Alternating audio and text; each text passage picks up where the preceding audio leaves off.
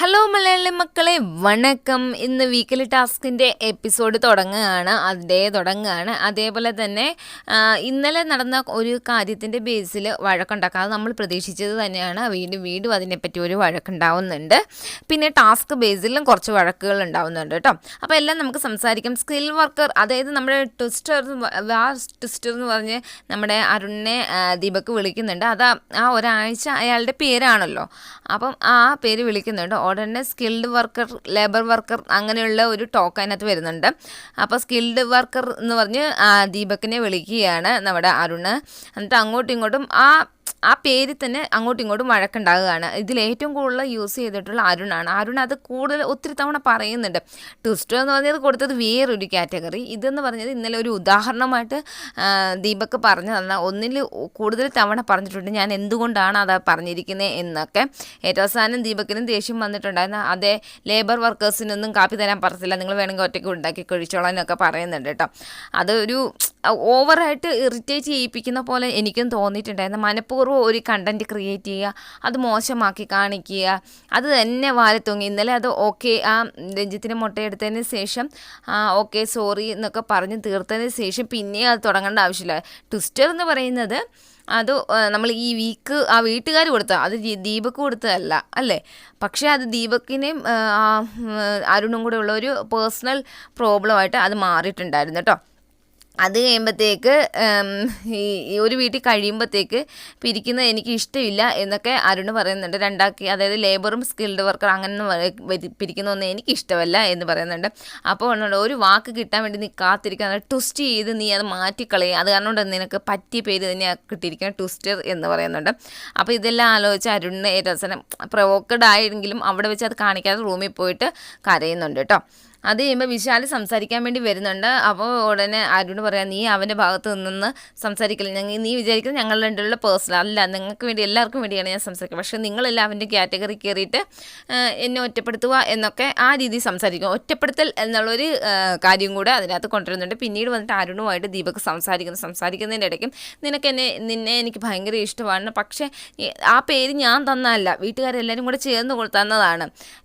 പക്ഷേ ഒരു സ്റ്റേറ്റ്മെൻറ്റ് ഞാൻ തന്നതാണ്, അന്ന് തെറ്റായിട്ട് തയ്ച്ചു. അത് എൻ്റെ ഭാഗത്തുനിന്ന് തെറ്റുണ്ട്. രാവിലെ ലേബേഴ്സിന് ഇവിടെ കാപ്പിയില്ല എന്ന് പറഞ്ഞാൽ അത് തെറ്റാണ്, അത് ഞാൻ അക്സെപ്റ്റ് ചെയ്യുന്നു, സോറി പറയുന്നുണ്ട്, കരയുന്നുണ്ട്. രണ്ടുപേരും ഗെയിമിൽ വഴക്കുണ്ടാവണം, അതങ്ങനെ തന്നെയാണ്, പക്ഷെ പേഴ്സണലി നമ്മൾ ഉണ്ടാവാൻ പാടില്ല എന്നും കൂടെ ദീപക് പറയുന്നുണ്ട്. അപ്പോൾ നമ്മുടെ ടാസ്ക് തുടങ്ങാൻ ടോപ്പ് 8 എന്നും ബോട്ടം 7 എന്നും ആൾക്കാരെ കാറ്റഗറൈസ്ഡ് ചെയ്യാൻ പറയുന്നുണ്ട്. അവർ തന്നെ അങ്ങോട്ടും ഇങ്ങോട്ടും തിരഞ്ഞെടുക്കാൻ പറയുന്നുണ്ട്.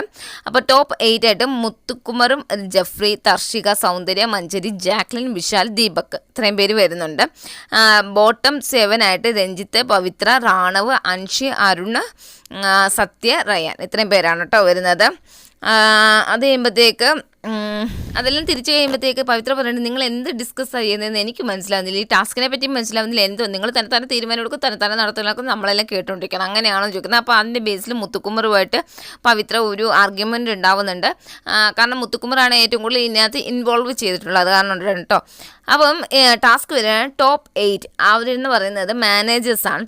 ബോട്ടം 7 എന്ന് പറയുന്നത് തൊഴിലാളികൾ, ലേബേഴ്സാണ് കേട്ടോ. അപ്പം നമ്മുടെ വീട്ടിനകത്ത് വെള്ളം, ടോയ്ലറ്റ്, വെസൽ, ഇത്രയത്തിനും ഒന്നും വെള്ളം കാണില്ല. അപ്പം അത് തൊഴിലാളികൾ ചവിട്ടി, അവിടെ സൈക്കിളുണ്ടാവും, അത് ചവിട്ടും തോറും വെള്ളം വന്നുകൊണ്ടിരിക്കുക. നമ്മുടെ ആവശ്യത്തിനനുസരിച്ച് ചവിട്ടുക, അവർക്കും ആവശ്യത്തിനനുസരിച്ച് ചവിട്ടുക, നമുക്കും അനുസരിച്ച് ചവിട്ടുക എന്നുള്ളതായിരുന്നു ടാസ്ക്. ഗ്യാസിനും ഒക്കെ ഉണ്ടായിരുന്നു കേട്ടോ ആ ടാസ്ക് എന്ന് പറയുന്നത്. അത് കഴിയുമ്പോഴത്തേക്ക് അതിൽ നിന്ന് വേസ്റ്റ് പെർഫോമറെ തിരഞ്ഞെടുക്കാൻ പറഞ്ഞുകൊണ്ട് അടുത്ത ആഴ്ചത്തെ നോമിനേഷൻ ഫ്രീ അതിൽ നിന്നാണ് വരുന്നത്. തൊഴിലാളിയിൽ നിന്ന് ബാഡായിട്ട് കളിച്ചവരെ അവരെ വേസ്റ്റ് പെർഫോമറായിട്ടും തിരഞ്ഞെടുക്കണം എന്ന് പറയുന്നുണ്ട്. അത് കഴിയുമ്പോഴത്തേക്ക് നമ്മുടെ വെസൽ ആദ്യമേ കയറുന്നത് വെസലിൻ്റെ അതിനകത്തോട്ട് സത്യയും, ടോയ്ലറ്റ് റാണവും, ഗ്യാസ് വന്ന അൻഷിയും, ഇങ്ങനെയാണ് ചവിട്ടിക്കൊണ്ടിരിക്കുന്നത് കേട്ടോ.